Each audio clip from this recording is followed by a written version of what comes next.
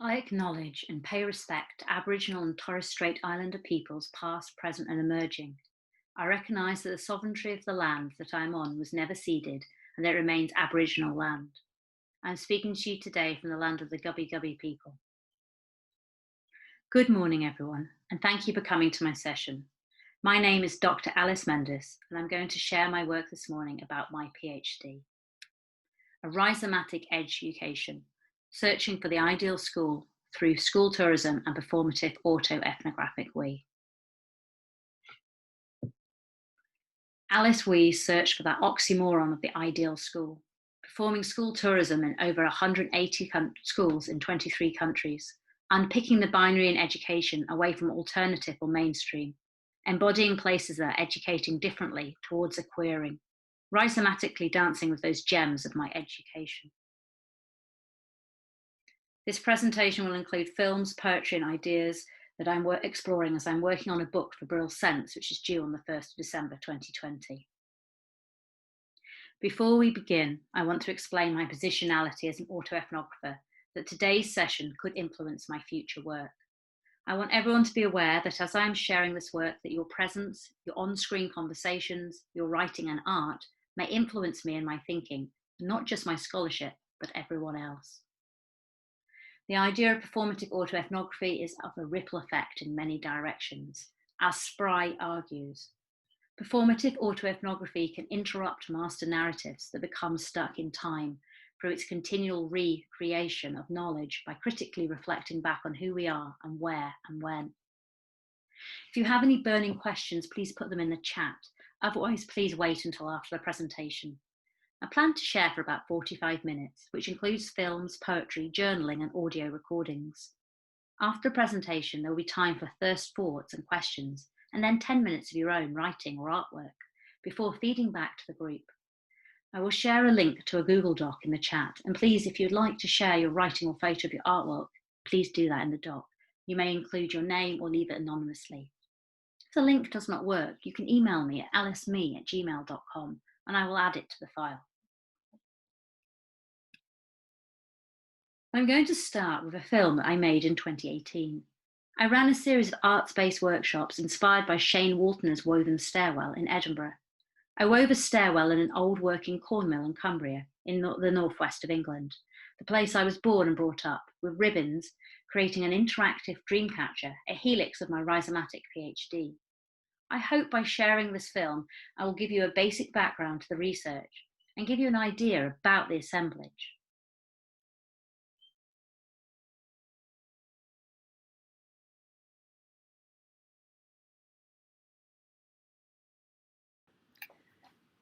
Imagine a cup of instant coffee, its bitter taste wrapped around your mouth. Add now the taste of cheap milk and the slightly curdled flavour of your coffee gone cold, and you are beginning to enter into the materiality of my life, my quest, my journeys. For I had been a teacher in the local mainstream state-funded school, rushed off my feet with expectations, pressure, assessments, marking, curriculum, and a life similar to prison run by bells, hierarchy and strict rules, and endless cold, instant coffee to wash it down. Ever since I trained to be a teacher in 2004, I was unhappy with the system. I struggled with the curriculum, the rules, the uniforms, hierarchies, homework and assessment. I managed to teach for 2 years before I had a retirement party in 2007. I then began my search for something else. I found Steiner Waldorf, forest schools, and continued to work in outdoor education, now focusing more on international expeditions and special needs groups. However, I was unsatisfied. So I retrained in early years and completed an MA in education, exploring alternatives to behaviourism. I was still unsatisfied, but I had hope. I was sure out there somewhere would be a new pedagogy for the 21st century, so I began visiting schools and places of learning that educated differently. This journey took me around the world, to over 180 schools in 23 countries. I was a school tourist.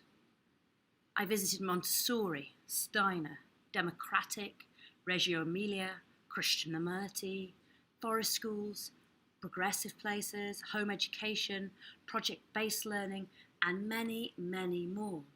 But I was never fully happy. One day, I was in Bali on a teacher's course at the Green School, and one of my colleagues said to me, "Alice, why are you so negative? Nothing is good enough for you." And it was an epiphany. I realised that this was true, as the ideal school was an oxymoron, and so I looked and began to refocus and began to see the gems in each place I visited. I called these gems that exist within this neoliberal system, the edge-ucation. And one of the ways I saw myself was as an edge dweller.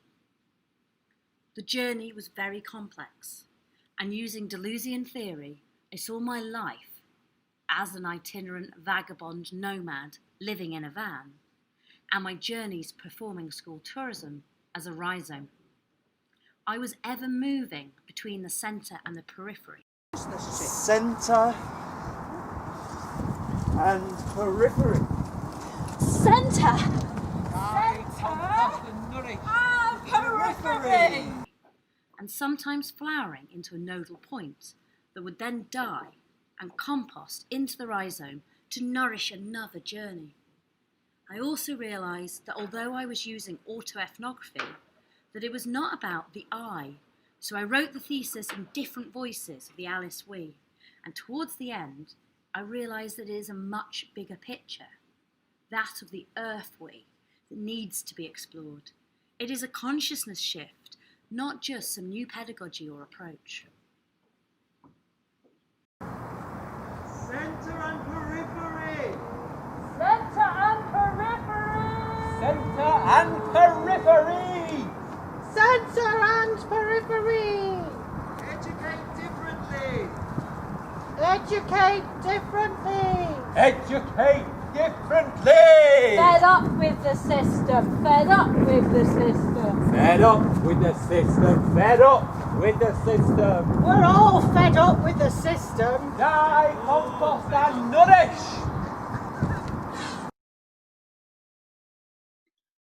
Fed up with the system. We're all fed up with the system. Die, compost and nourish. Those voices ending that short film, Northern Voices, positioned my life and identity following the idea of a want for change, supporting the concept that my PhD and now book are about a life fundamentally about subverting the current paradigm. Following the words of Peter Craftel, my PhD examiner, traditional schools are dehumanizing and anti-democratic.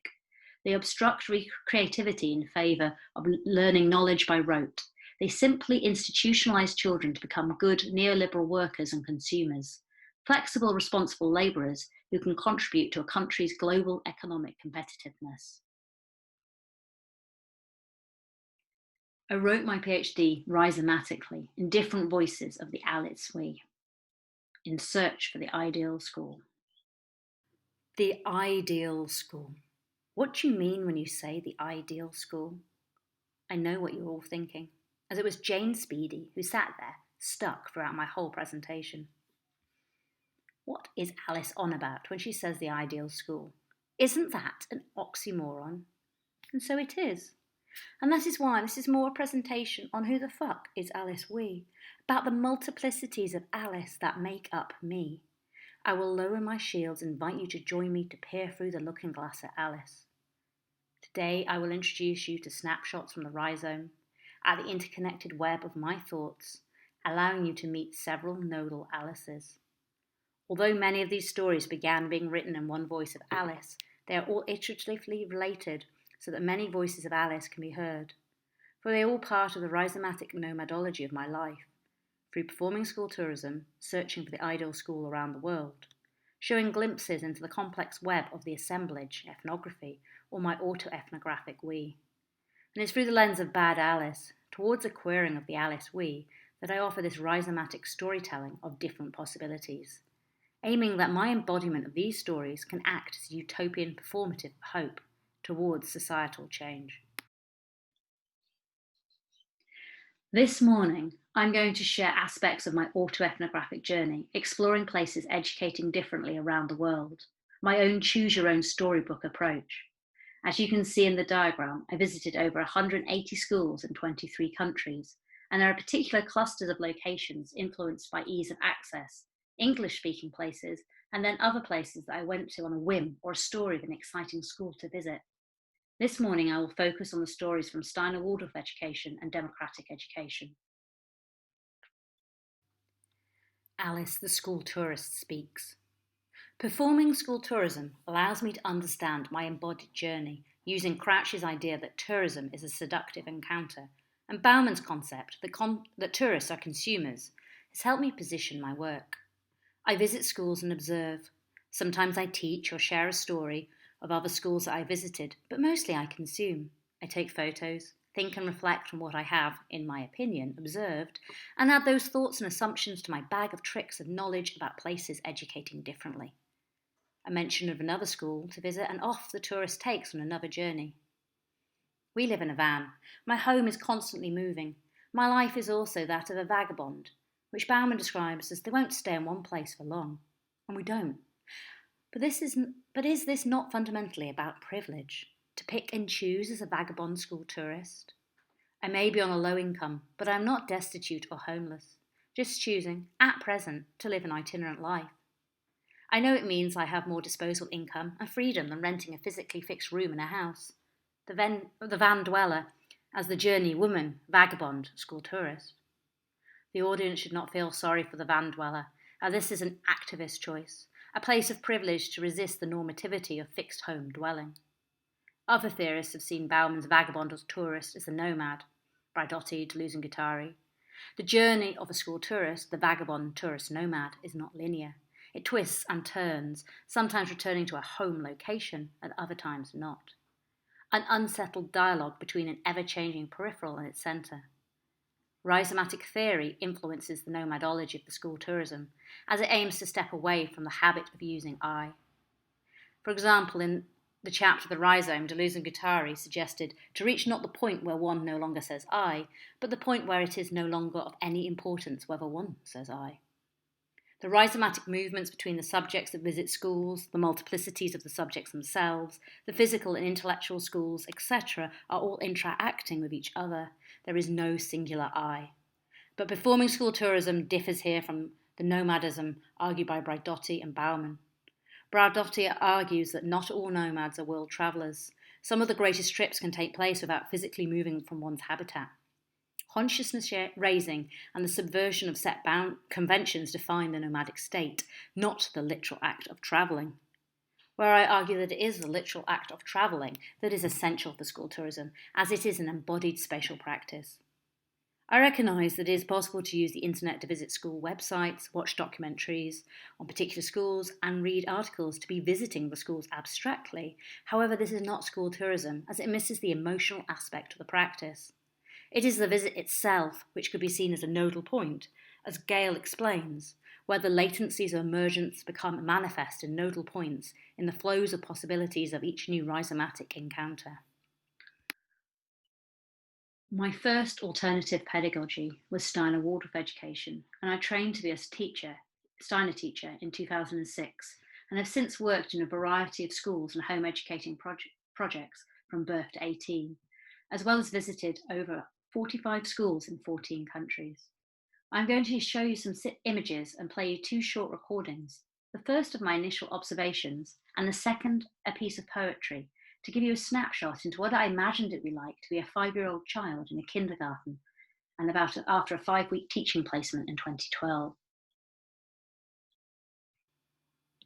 It was a wet January morning, and I hurried into the old Georgian building. The entrance hall was bare and much needed some attention.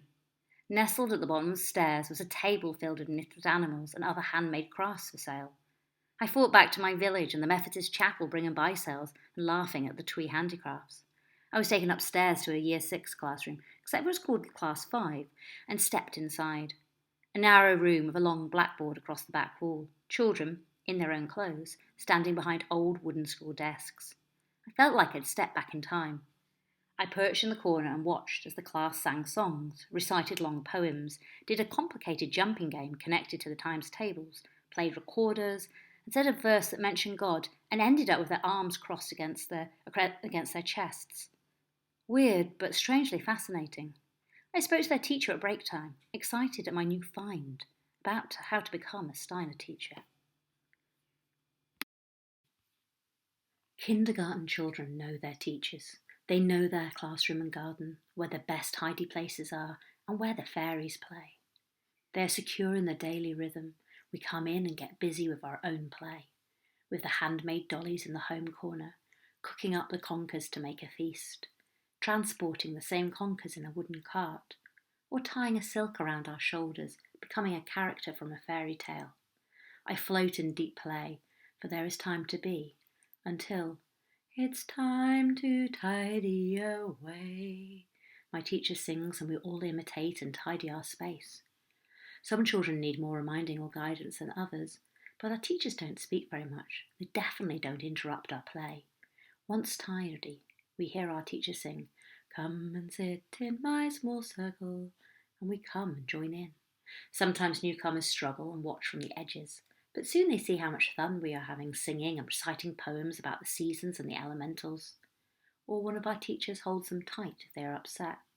It really is a cocoon of warmth. After snack, we attempt to put on our over-trousers and zip up our jackets, pull on our wellies and hats and scarves and head out into the garden to play. There's a pond full of weeds and frog spawn, and we search for frogs. There's planting to be done, leaves to be swept, or trees to climb and dens to make. We play and the teachers are there, but I don't remember what they are doing. They appear when I need them, and I follow their lead. I follow their voice as I am in this flow of childhood. Everybody follow, follow, follow. I hear, and I follow the trail of children like the Pied Piper out of the garden and back to our classroom. The room is tidy and reordered after snack. The little chairs in a circle around a beautiful table full of lumpy shapes and covered in a blue silk cloth.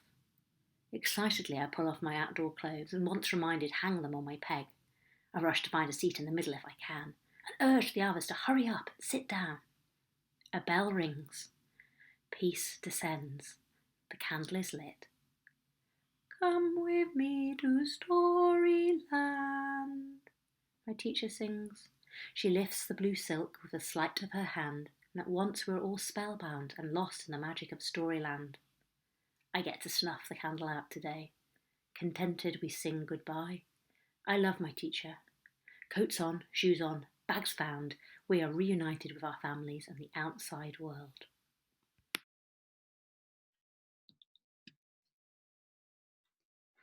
Through sharing with you the voices of Alice the Steiner teacher and Alice the school tourist, I hope to invite you into an experience of aspects of Steiner Waldorf education, particularly for those who have not been inside one of these schools before.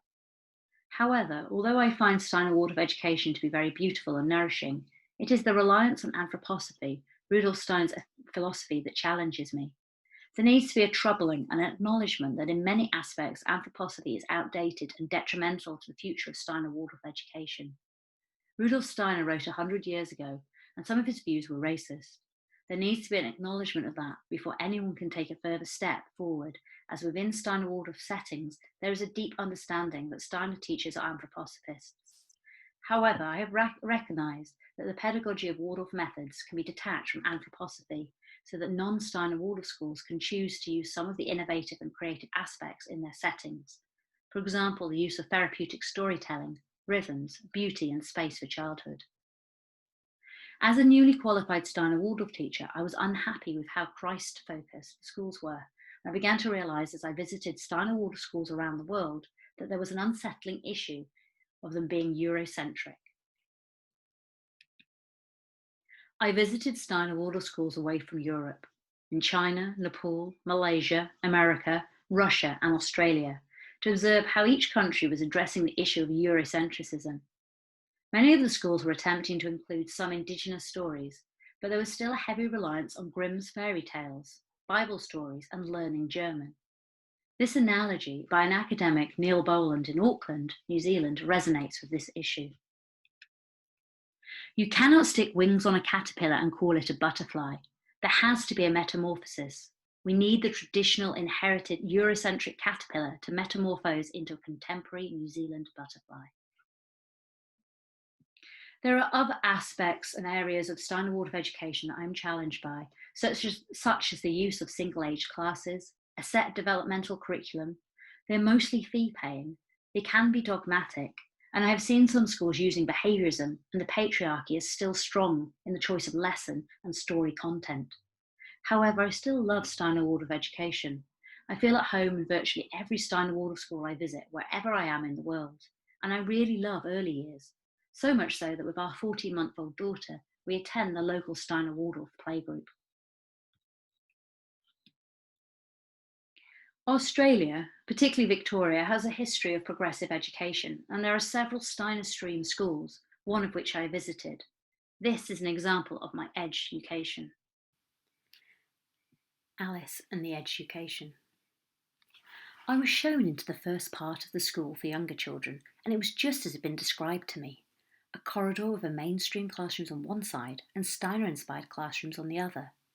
The Steiner classrooms have wooden tables and blackboards, sheepskins on the seats, natural resources and pastel-coloured curtains, with a few things on the walls, whereas the mainstream classrooms across the hall have interactive whiteboards and bright-coloured desks and lots of displays on the walls and things hanging across the ceiling. I was fascinated by how the teachers in the Steiner Waldorf stream were adapting certain approaches to fit more into a traditional school. When it was transition time, moving between working at desks and sitting on the floor for morning tea, the teacher used her laptop to play a piece of music that the class immediately recognised was their clearing up song. They got on with the task without the teacher needing to say anything. The class teacher explained that she had been singing a song as traditional Steiner Waldorf teachers would do to signal this change, but the challenge with singing is that often many of the children have questions for her that she cannot answer if she is singing, so with the music playing she is more available for the children. I was interested by this logic and how thinking from the outside has still kept the character of transitions without a teacher telling or raising their voice. However, I know many Steiner Waldorf teachers would not be supporting the use of computers and technology in a primary classroom. However, the Steiner stream that I visited was not as inclusive as I first hoped, because there were 30% Indigenous children at the school, and none of these children attended the Steiner stream. Although this could have been by choice, I was made aware by teachers that it was connected to the fact that parents were asked to contribute to the Steiner stream. So although cheaper than a private Steiner Waldorf school, it was not accessible to everybody. Summerhill was my first democratic school I visited. This is a recording of my reflections from my first visit to a democratic school. Alice, the school tourist. My first democratic school visit. Questions were already burning in my head. If children could choose, would they actually go to lessons? What was the meeting like? What would it be like to teach there? We were shown around by two older students who seemed so content to attend this school, confident with the visitors, describing the fun games they played as a whole school, the subjects they loved, and an aura of being happy now and ready for the world. They showed us the accommodation areas and classroom space for the under 10s, the 10 to 13s, and then where the older students could have lessons in specific subject classrooms, as well as a recording studio, technology common room, and a sunny art room. They explained students could sign up for classes, but the key element throughout the school was that each child gets to continually choose how they spend their time. It is optional to attend lessons. As we toured around, the younger children seemed busy in their outdoor play and in their chess games. Someone asked if children had to get up, but it was explained that everyone needs to get up except Sundays, and they could stay in their rooms, but there was a rule of no screens before 3 p.m, so they couldn't be spending their day gaming, but no one would stop them drawing or reading or what else they wanted to do in their rooms. Wow, what a radical school, still going after over 90 years. So where do I fit with this approach? This is the first time I visited a truly democratic school. I was really interested to hear about the younger children and how many of them really just played, and it made me question primary education with its set curriculum, and made me wonder about not just pushing the importance of play for under 7s, but under 10s, or actually all children. I'm now even more fascinated by democratic education, and keen to observe and learn more about other approaches in different settings and with different ages. What I've learned about places educating differently is the complexity and how political it is in terms of labels and definitions. So there are other movements of democratic education that rail against what is going on at Summerhill. Some even argue that Summerhill is not truly democratic because they still have some roles of adult responsibility. Sudbury School started in Massachusetts in America and is very different in the fact that it is an open space where everyone is equal. The 4-year-old and the teacher are equal. They have equal view and responsibility in terms of rules that are agreed by the community, and in terms of learning, there are no expectations except for getting certain certificates to be safe to use technology or kitchen equipment. I did not get to visit the big famous Sudbury School, but I did get to visit one in Chicago.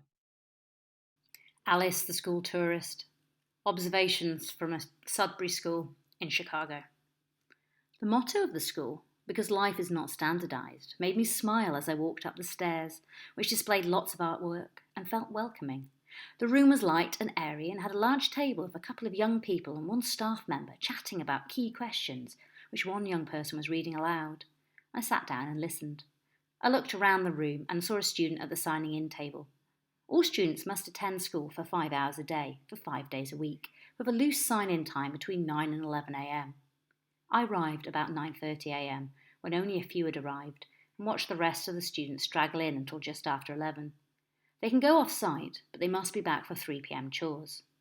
I was interested in the off-site regulations, ranging from zone 0 to 4. 2 younger girls appeared with a bag of sweets and announced they were off to their secret hideout, which one of the staff members had recently been allowed to visit. They signed out and went off to their place.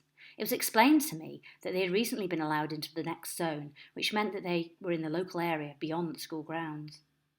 The adult in me watched them go off with a bag of sweets on their own into the neighbourhood. I was not sure if I was delighted at this real freedom or petrified for their teeth or safety. I felt honoured to see how the Sudbury approach works with younger students, as I'd never seen such freedom being allowed in a school before. Later in the morning, they texted the staff member who knew where their den was to invite her to join them and to tell her that they'd run out of sweets. She went off to meet them. Most of the students seemed to be busy with something: gaming, chatting, phones, drawing, playing in the big room, or going off-site on adventures. One seemed a bit lost, so I asked him what was up, and he explained he was a bit bored because he'd forgotten his tablet. Although I'd been observing him during the morning, once he ran through with a water gun, and another time I went into a large room and he'd been playing a creative game. There was building materials all over the space. I left around 1 p.m, happy to feel I really embodied a Sudbury school and how different it felt to many of the other democratic schools that I had visited. I think that this was down to the role of the adult. It felt more like a youth worker than that of a teacher, as well as the freedom to go off-site for even the younger students. My challenges with democratic education, although I am a firm believer in autonomy, mixed-age learning and making things relevant to children today, is the belief that it is the only possible education of the future.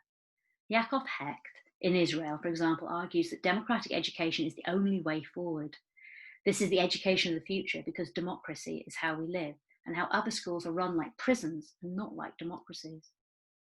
My challenge is the interpretation of what is democracy. Democratic schools are run by school meetings, where if there is an issue, something is brought up and it is sorted out.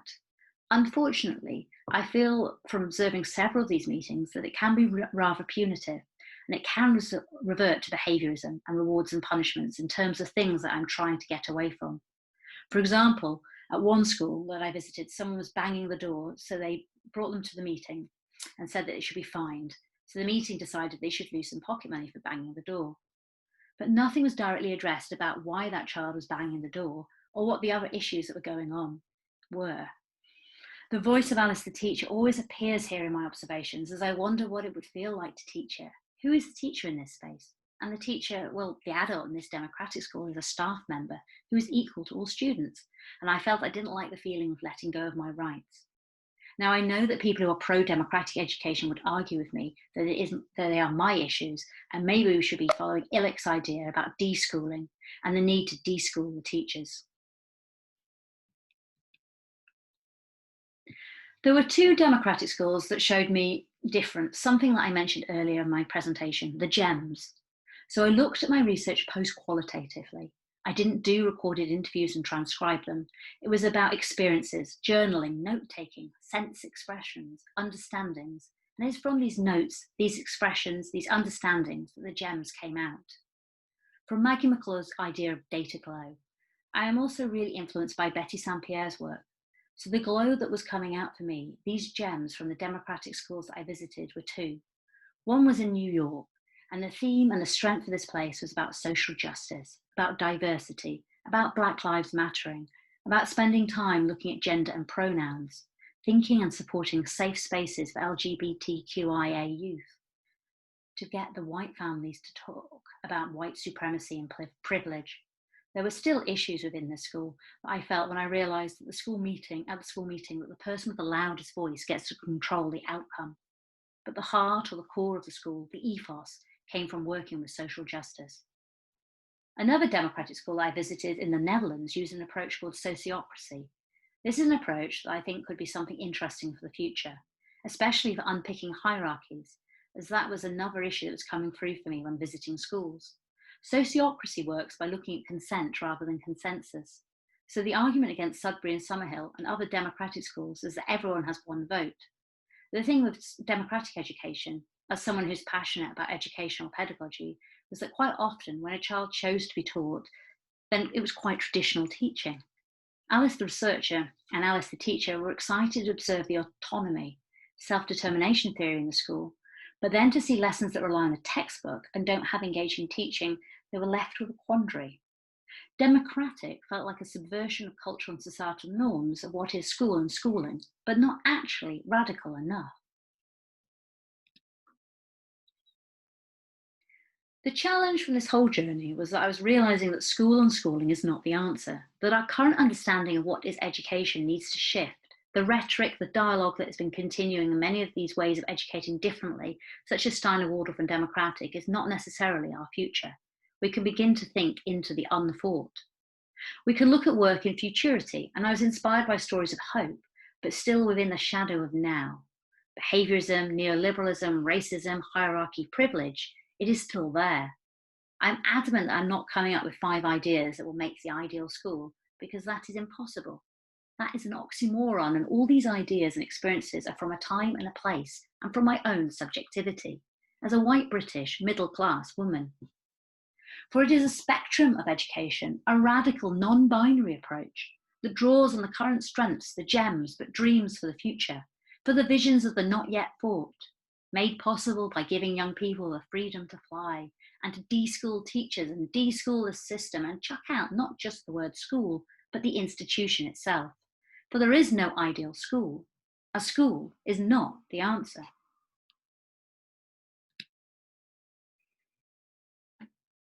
It has been easy to get sucked into the minute details, arguing one pedagogy against another, and what has ended up being many words of this thesis, one definition against another to avoid the stifling boundaries of a binary. However, I know that life is more than this, and the fun of being a PhD student has been to explore the details, to be free to follow my nomadology as a school tourist, but also to remind Alice we that it's not all about Alice. That Alice we is rhizomatically part of the earth we, the multiplicities of voices of this earth, human and non-human, that is calling out for a new story. Therefore, placing performing school tourism temporally and spatially within the Anthropocene gives it agency, a role to interact with the multiplicities of earth we.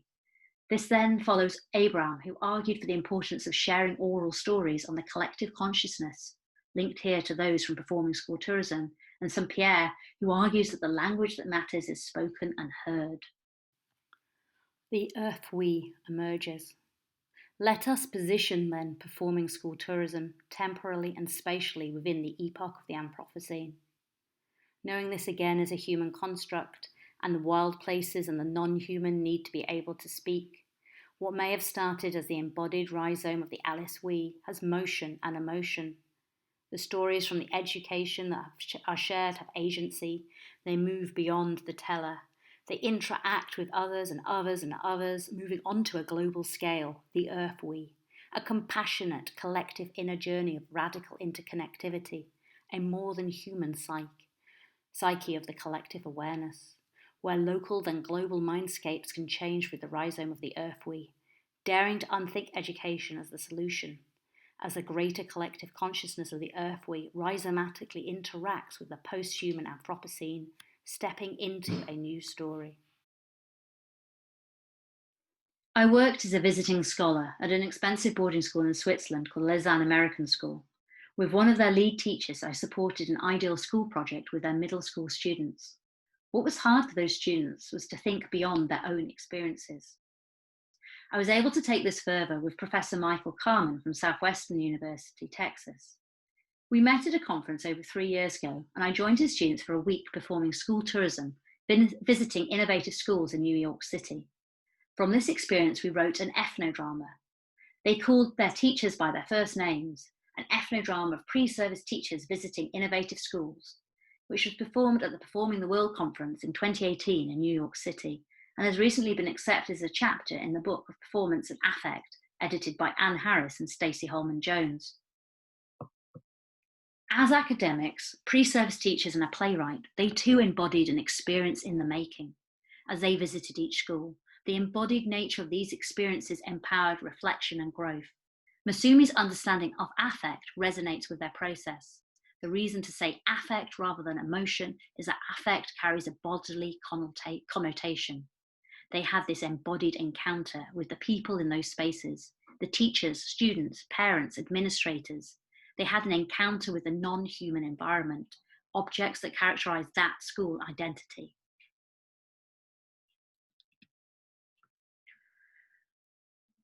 So what about school tourism and you? What about school tourism in the future? Who can perform school tourism? I argue that it is there for everyone. I like to follow the idea that this experience of visiting multiple places gives you an idea of what you want to be as a teacher, a child for your own school that you might attend, or as a parent as a future way to educate your child. There is so much out there that can bring hope and change, and I feel that it's the sharing of stories that can lead to this ripple effect. These stories and places at the edges that are doing things differently, I define as the education. I'd like to return to exploring the idea of Alice the Nomad. I know that people are often interested in this aspect of my methodology. My work is influenced by the mobilities paradigm. I've had vans in my life since 2007 and spent several years with vans as my main place of living. During my PhD, I lived as an itinerant life as a van dweller in the UK. I use itinerant here to mean of no fixed abode, as I was constantly travelling, often sleeping in a van or at friends' houses, but not living in a fixed home dwelling. I met my partner when visiting schools in Australia in 2016. He came over to the UK and we lived in a van for 2 years. We would travel around and we would visit schools. It was a magic time. I wrote my PhD on the road. I wrote it in lay-bys, in the back, on a tiny bench in our builder's van, on friends' couches, my parents' dining room table, in cafes. We decided to travel Southeast Asia for a while. We had fun, we journeyed, we touristed, we were nomads. And I wonder now, especially of other terms of my identity when I'm querying about Alice, who owns these terms? If I'm using them, how do I explore them?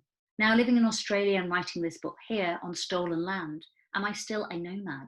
Or am I also supporting the language that can be used to reinforce colonial understandings? Alice the van dweller speaks. Late summer, and again we find ourselves parked up in the van on one of our favourite beaches, this one in South Devon. The wanderings of this nomadology, migrating, drawing us back to magical places. A free park up across the road from a pebbly naturist beach. A quiet woodland behind, with picnic tables where I now sit and type, gently shaded from the sporadic rays of sun, snacking collectively on a tub of recently picked blackberries, sat expectantly in the centre of the table and contemplate what next. I scratch my head, watch the wind gently blow through the upper limbs of the ash tree overhead, and shiver slightly. The seasons are beginning to change and the thesis is virtually finished. I smile as I realise I feel like I'm only just waking up to the cusp of thinking beyond my body, beyond current understandings of this world, and realise that I have changed, grown, fallen deeply in love. The multiplicities of the Alice we dance, co-presently and recreate new Alices, whilst letting other Alices go. I end as I began, Performing school tourism as an identity or way of life, but with more depth, more insight, allowing the temporality of the embodied feeling journey to infiltrate into my inner being. Relief gently diffracts through the Alys we, knowing the ideal school does not exist, rhizomatically freeing the Alys we from the label of teacher, continuing the queering of bad Alice, to bravely explore the complexity of the Anthropocene and wonder about the future. Knowing that sharing stories from the education, the gems in the places educating differently, has the potentiality of a ripple effect for change. And the Alys we drives off in their van on their next journey. They hope others performing school tourism will think with Blackie to pass your wisdom on, think about telling your own story. No one experiences life as you do. You have a unique story, a unique set of experiences, a unique way of seeing the world. Tell that story. Use it to inspire and encourage others. And the stories from the earth we can be the change. I'm going to end this presentation with a final film, Come Dance My PhD. I worked with exploring movement, dance and transmateriality with 2 different groups of people who joined me in my workshops looking at my vans, an assemblage of photos of objects, things that made sense as a vagabond, van-dwelling school tourist. I invite you all to see this film as a layered dream, a sense-making experience in a place-based nomadology of my continual journeying. You're also within this space welcome to always radically play.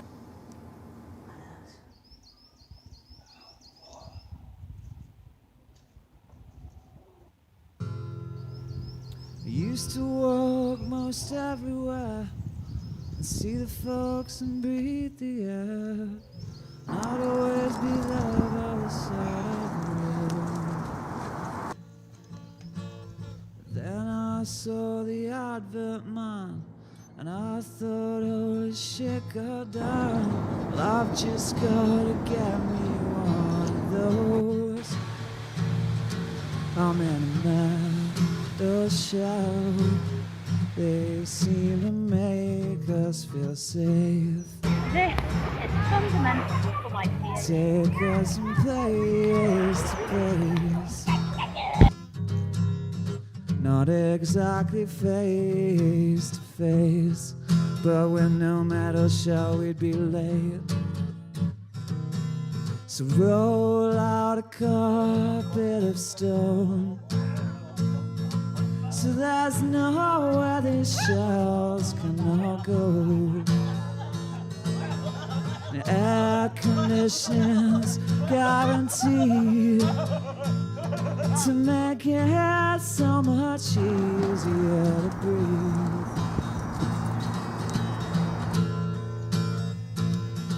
Come on, you might as well. This is what freedom's about. Spending whole days sitting down.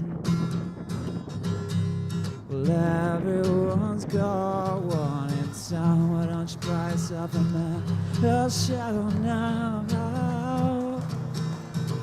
Roll past the thought of that work, 'cause I see you but will never talk. Tear up the line out of the sky. Look to you, what you know I wanna ride.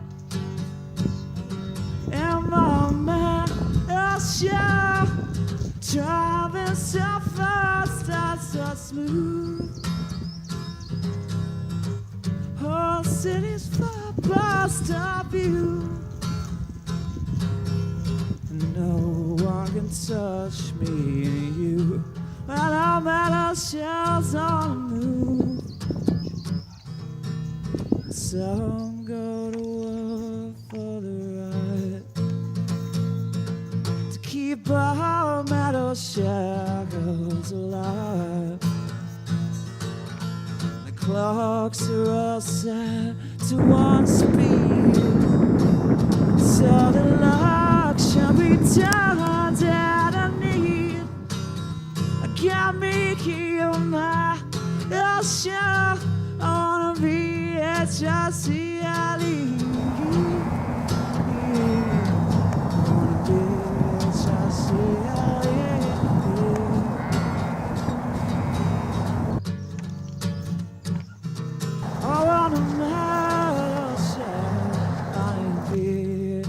SEAE.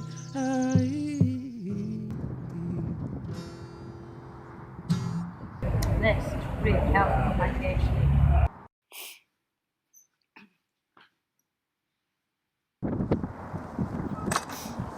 The last bit. Top nurse.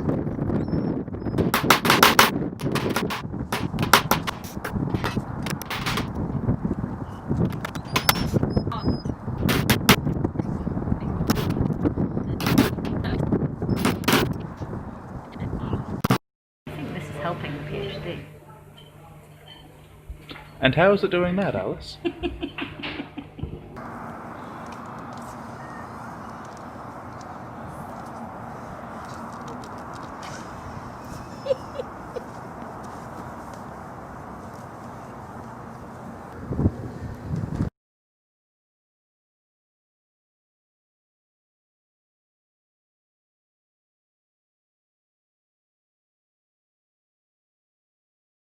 Thank you.